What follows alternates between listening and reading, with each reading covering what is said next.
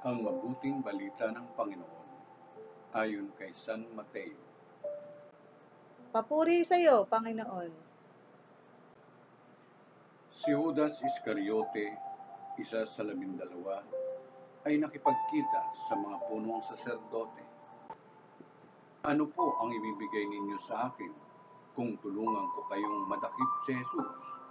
Tanong niya. Noon din ay binilangan nila siya ng 30 salaping pilak. Mula noon, humanap na si Judas ng pagkakataon upang may pagkanulo si Jesus. Dumating ang unang araw ng kapistahan ng tinapay na walang ligadura. Lumapit kay Jesus ang mga alagad at nagtanong, "Saan po ninyo ibig na ipaghanda namin kayo ng hapunang Pangpaskwa?" Sumagot siya, "Pumunta kayo sa lungsod at hanapin ninyo ang taong ito. Sabihin sa kanyang ganito ang ipinasasabi ng guro, malapit na ang aking oras. Ako at ang mga alagad ko'y nasa bahay mo, kakain ng hapunang Pampaskwa." Sinunod ng mga alagad ang utos ni Jesus at inihanda nila ang hapunang Pampaskwa. Nang gabing yaon, dumulog sa hapag si Jesus kasama ang 12 alagad.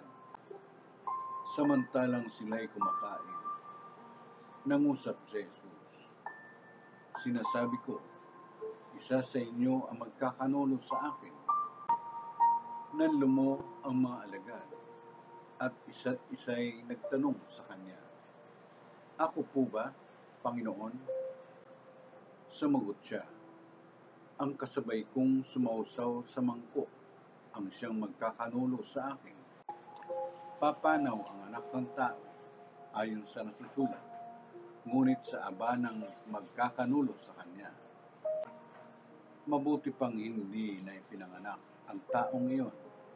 Si Judas na magkakanulo sa kanya ay nagtanong din, "Guro, ako po ba?" Sumagot si Jesus, "Ikaw na ang nagsabi." Ang mabuting balita ng Panginoon.